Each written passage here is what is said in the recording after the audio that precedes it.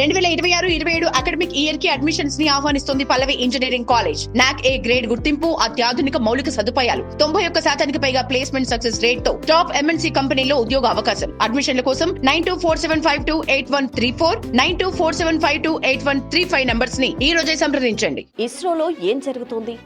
అసలు ఎందుకు రాజీనామా చేస్తున్నారు ఈ సైంటిస్టులు? భారత అంతరిక్ష పరిశోధనా సంస్థ ఇస్రోలో అసలు ఏం జరుగుతోంది?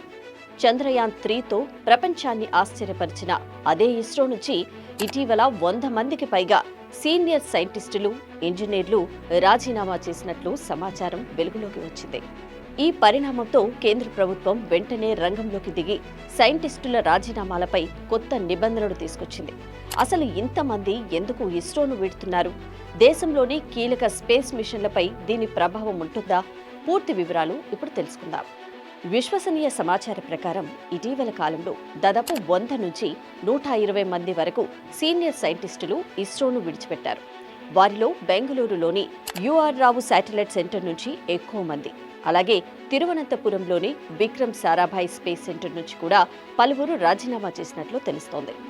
ఇది సాధారణ విషయం కాదు.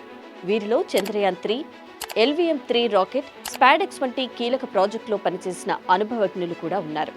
గగన్యాన్ వంటి అత్యంత ప్రతిష్టాత్మక మిషన్కు సిద్ధమవుతున్న సమయంలో ఈ పరిణామం సహజంగానే చర్చనీయాంశంగా మారింది. ఈ పరిస్థితిని దృష్టిలో పెట్టుకుని కేంద్ర అంతరిక్ష శాఖ కొత్త మార్గదర్శకాలను జారీ చేసింది. ఇకపై దేశానికి అత్యంత కీలకమైన స్పేస్ ప్రాజెక్టులో పనిచేస్తున్న గ్రూప్ ఏ సైంటిస్టుల రాజీనామాలను వెంటనే ఆమోదించారు.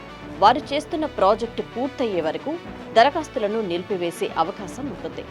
ఇక అత్యవసర పరిస్థితుల్లో మాత్రమే సంబంధిత సెంటర్ డైరెక్టర్ సిఫార్సుతో కేంద్ర అంతరిక్ష శాఖ తుది నిర్ణయం తీసుకుంటుంది. దీని ప్రధాన ఉద్దేశం కీలక ప్రాజెక్టులకు ఎలాంటి ఆటంకం కలగకుండా ఉండడమే. అయితే సైంటిస్టులు ఎందుకు ఉద్యోగాలు వదులుతున్నారు? నిపుణుల అభిప్రాయ ప్రకారం అధిక పని ఒత్తిడి, ప్రమోషన్లలో ఆలస్యం, జీతాల వ్యత్యాసం, అలాగే ప్రస్తుతం వేగంగా అభివృద్ధి చెందుతున్న ప్రైవేట్ స్పేస్ కంపెనీలో ఆకర్షణీయమైన వేతనాలు ప్రధాన కారణాలుగా చెబుతున్నారు. ఇక ఇస్రో మాత్రం ఉద్యోగుల మార్పు ఏ పెద్ద సంస్థలోనైనా సహజమేనని, దేశానికి కీలకమైన మిషన్లు ఎలాంటి ఆటంకం లేకుండా కొనసాగుతాయని స్పష్టం చేస్తోంది.